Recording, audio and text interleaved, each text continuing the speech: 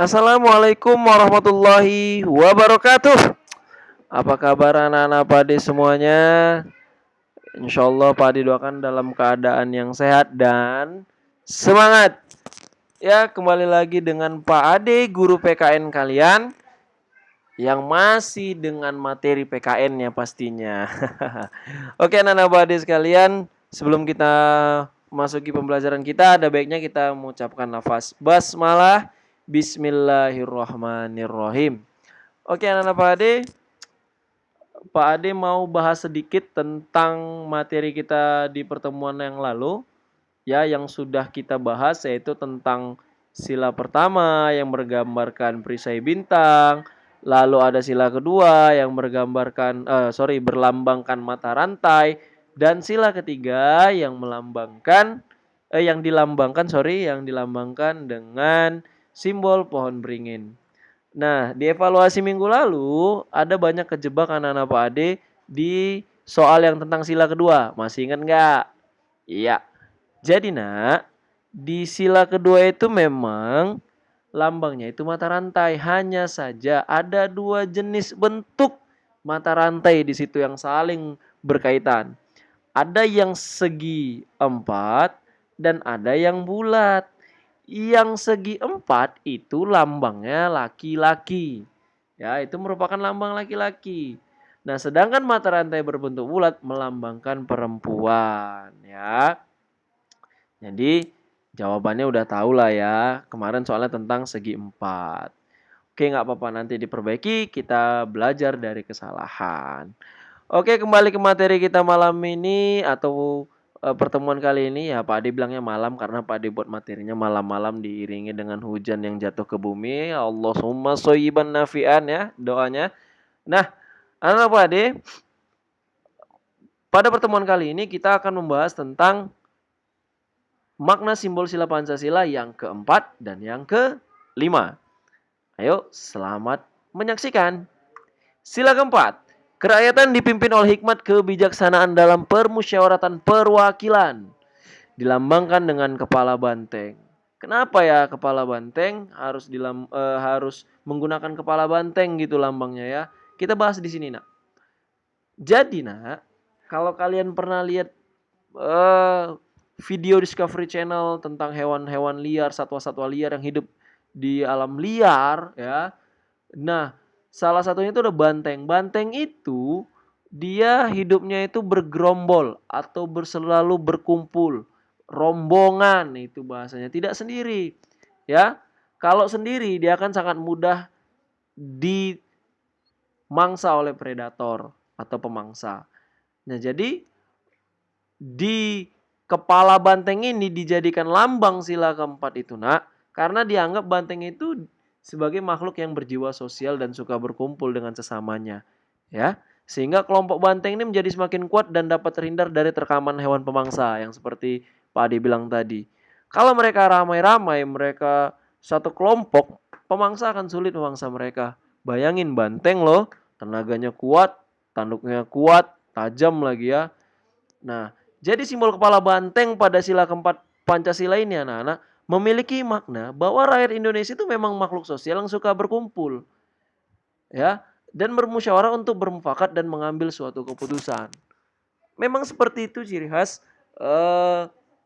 rakyat yang ada di negara Indonesia, nak. Ya, kita merumuskan sesuatu saja itu banyak menggunakan musyawarah dari zaman kita untuk meraih kemerdekaan, merumuskan Pancasila ini juga para orang-orang hebat zaman dulu, pahlawan-pahlawan kita, orang-orang pemerintahan zaman dulu itu berkumpul, mengeluarkan ide-ide cemerlang mereka, berdiskusi, menyampaikan pendapat mereka, menyanggah pendapat satu sama lain, membenarkan pendapat satu sama lain. Intinya mereka berdiskusi. Ya, berdiskusi untuk apa? Untuk mendapatkan keputusan yang mufakat, keputusan yang terbaik untuk bersama. Jadi dengan kata lain segala keputusan yang diambil itu adalah hasil musyawarah dan mufakat bersama. Sama kayak perumusan Pancasila ini juga hasil rapat, hasil sidangnya BPUPKI. Ya, apa itu BPUPKI? Silahkan kalian cari sendiri kalau mau tahu. Oke, next kita masuk ke sila kelima. Sila kelima, keadilan sosial bagi seluruh rakyat Indonesia dilambangkan dengan padi dan kapas. Jadi simbol padi dan kapas ini melambangkan kebutuhan dasar semua manusia untuk hidup, yaitu kebutuhan akan pangan dan sandang. Gimana maksudnya Pak Ade? Pangan, artinya makanan. Itu yang kita makan, makanan pokok kita. Dilambangkan dengan padi karena sebagian besar rakyat Indonesia itu makanan pokoknya adalah nasi. Yang awalnya sebelum jadi nasi, beras. Beras dari mana? Dari padi. Seperti itu. Nah, sandang artinya pakaian. Nggak mungkin kita nggak berbaju gitu loh. Nggak mungkin kita nggak berpakaian, nak. Bisa kedinginan dan kita juga punya adab. Apalagi kita orang yang memiliki iman. Ya. Jadi kapas ini akan diolah menjadi benang. Benang diolah menjadi kain dan kain dibuat menjadi pakaian. Itu maksudnya dengan sandang. Jadi sila kelima ini dilambangkan dengan padi dan kapas karena kebutuhan pangan dan sandang rakyat yang terpenuhi dengan baiklah merupakan syarat utama agar suatu negara dapat mencapai kemakmuran.